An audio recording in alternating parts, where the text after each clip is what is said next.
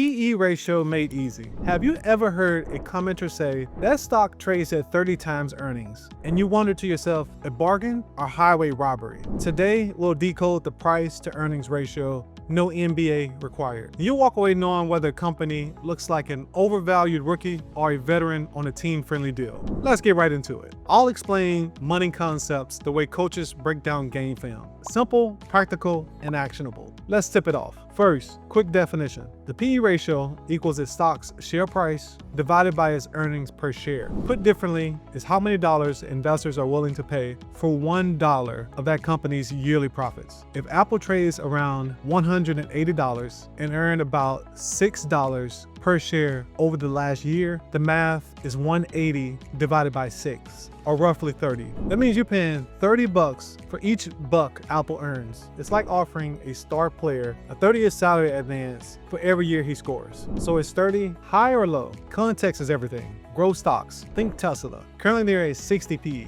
It's like hyped draft prospects. The crowd is paying up for potential future championships. Slow and steady brands like Coca-Cola hover around 24 PE. They're veteran role players, reliable but unlikely to double their scoring average. And deep value names like Ford, lately around 7 PE. They could be undervalued vets or players with bad knees. So they could go up, score, the stock price could go up, or it could be a bad company and go down. And these newer, more tech-friendly, more advanced companies may take over, or it may just stay steady, built for it tough, like just long, steady playing the game as well. But you know what? You'll need some more scouting and do more research before you can sign that contract. A good rule of thumb is to compare within the same league. You want to compare apples to apples, oranges to oranges. Tech businesses commonly average 25 to 35. Consumer staples between 15 to 20, and banks typically stay under 12. So comparing Apple's 30 to Coca-Cola's 24 isn't apples to apples. It's like judging a point guard by a center's rebounding stats. Now, a quick upgrade would be the PEG ratio.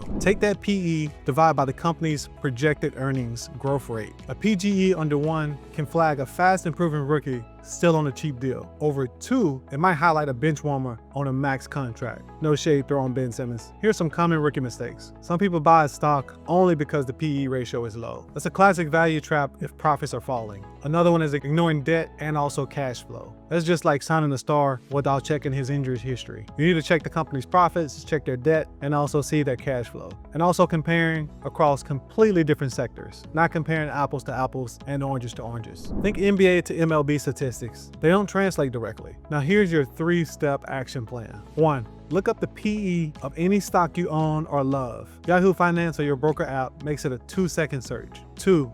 Google average PE for that particular sector. Whether it's finance, tech, health, consumer goods, just Google the average PE for that sector. And just see where your pick falls. 3rd, and lastly, ask yourself, why the market is paying that multiple? Is it growth? Is it stability? Or is it plain just hype? If this golden report made PE valuations easier, tap that like button, hit subscribe, and comment with your favorite stock's current PE. I'll reply with a thumbs up or caution flag. See you guys in the next video.